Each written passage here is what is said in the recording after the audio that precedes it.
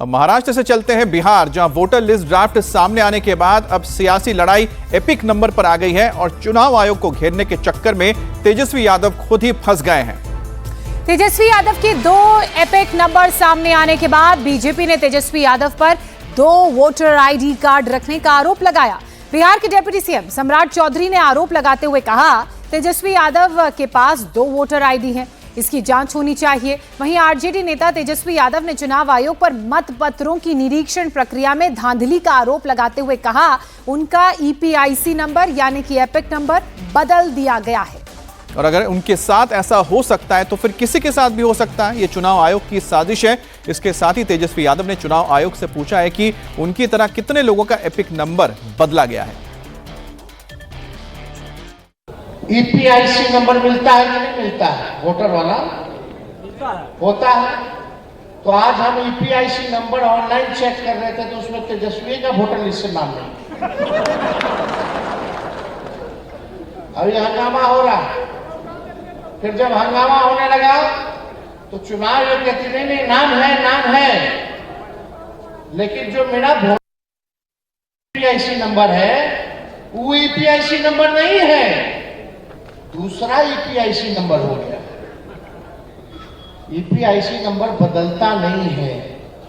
EPIC number तभी बदलता है जब आप अपना नाम कटवा करके दूसरे राज्य में अगर जुड़वाइएगा अपना नाम वोटर लिस्ट में, तब जाकर के ईपीआईसी नंबर जो है बदलता है।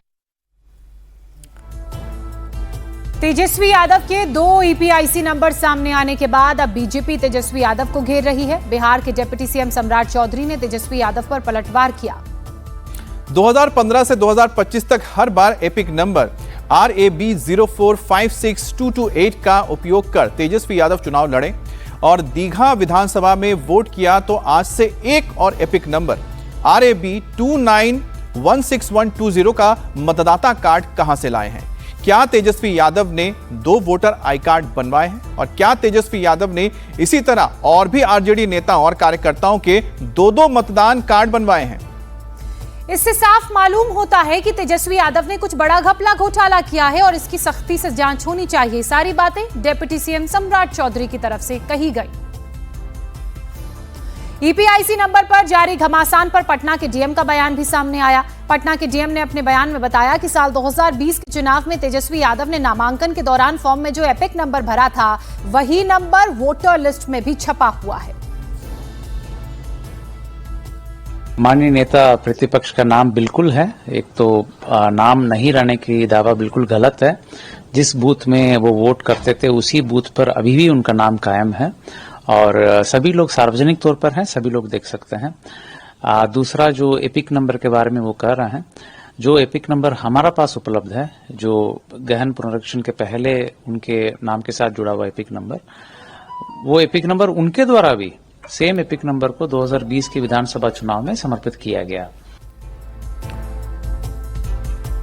और शनिवार को प्रेस कॉन्फ्रेंस के दौरान तेजस्वी यादव ने एक वोटर आईडी भी दिखाया था। उसका एपिक नंबर RAB 29162120 था और उसके बाद चुनाव आयोग ने जिस लिस्ट में तेजस्वी का नाम बताया, उसका एपिक नंबर RAB 04562228 है। और इस एपिक नंबर को लेकर पटना के डीएम त्यागराजन ने कहा कि जो लिस्ट में नाम है वो तेजस्वी यादव ने 2020 के नॉमिनेशन के दौरान फॉर्म में भरा था। तो ये वो एपिक नंबर आप देख रहे हैं। एक बार आपको 5 जगह बताते हैं। देखिए, तेजस्वी प्रसाद यादव नाम लिखा है, पिता का नाम लालू प्रसाद यादव है, मकान नंबर 110 है, उम्र 36 साल, लिंग पुरुष है। अब यहां पर जो एपिक नंबर है RAB 04562228 यहां पर बताया जा रहा है, चुनाव आयोग की वोटर लिस्ट में ये है।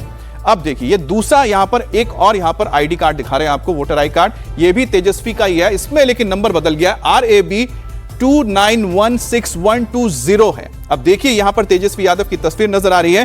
तेजस्वी के पास वोटर आई कार्ड जो उन्होंने दिखाया वो ये वाला दिखाया, लेकिन जो इस वक्त प्रशासन के पास है, इलेक्शन कमीशन के पास है और साथ ही साथ जिलाधिकारी ने जो कहा कि जब वो नॉमिनेशन फाइल करते हैं और उसमें जिस नंबर का जिक्र किया गया वोटर आई कार्ड का, वो नंबर है RAB 04562228, लेकिन तेजस्वी ने जो दिखाया वो था RAB 29162120। तो अब बात यह आ रही है कि दोनों voter I card Tejashwi Yadav के हैं, तो इसका मतलब है क्या उनके पास ये दो वोटर आई कार्ड है। अब यह बहुत बड़ा सवाल है जिसको लेकर बीजेपी तेजस्वी पर हमलावर है।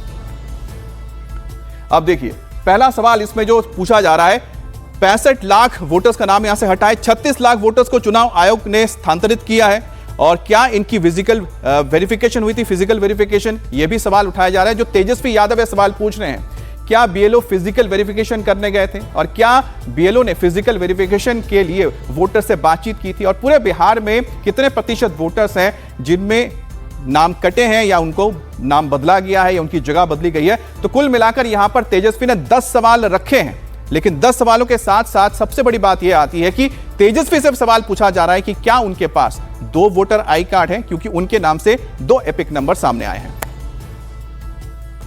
देखिए एसआईआर को लेकर बिहार में लगातार घमासान जारी है, और जो ड्राफ्ट सूची एसआईआर की इलेक्शन कमीशन की तरफ से जारी की गई है, उसके बाद अब एक नया मुद्दा, नई लड़ाई शुरू हो गई है। बिहार में एसआईआर पर घमासान अभी, जैसा कि मैंने कहा, थमा भी नहीं था। अब एक नई सियासत बिहार में शुरू हो गई है। तो वहीं पश्चिम बंगाल में नेता प्रतिपक्ष शुभेंदु अधिकारी ने अपने राज्य में एसआईआर कराने की भी अपील कर दी है। शुभेंदु ने बड़ा दावा करते हुए कहा है कि पश्चिम बंगाल में करीब 1 करोड़ अवैध वोटर हैं। इनमें रोहिंग्या, बांग्लादेशी मुस्लिम, मृत वोटर, 2 जगह वोटर और फर्जी वोटर शामिल हैं। शुभेंदु अधिकारी ने चुनाव आयोग से ये मांग की है कि वोटर लिस्ट से ये नाम हटाए जाने चाहिए। इसके साथ ही बीजेपी नेता शुभेंदु अधिकारी ने यह दावा किया कि पश्चिम बंगाल में हर बूथ पर 50 मृत वोटर, 50 2 जगह रजिस्टर्ड वोटर मिलेगा। हर बूथ पर बांग्लादेशी वोटर और रोहिंग्या वोटर भी मिलेगा। अधिकारी ने इन सभी वोटों को लिस्ट से हटाए जाने की मांग की है। एसआईआर कराने की मांग पश्चिम बंगाल में भी की है। मेरा पास जानकारी है, हर बूथ में मिलेगा 50, हर बूथ में मिलेगा 50 डेथ वोटर, 50 करके डबल एंट्री फॉल्स वोटर, और हर बूथ में मिलेगा बांग्लादेशी मुसलमान और रोहिंग्या वोटर। 1 करोड़ के आसपास, 1 करोड़ के आसपास बंगाल में रोहिंग्या है, बांग्लादेशी मुसलमान है, डेथ वोटर है, डबल एंट्री वोटर है, फेक वोटर है। ये सबको इलेक्शन कमीशन को डिलीट करके पहले सूची को साफ सुथरा बनाना चाहिए।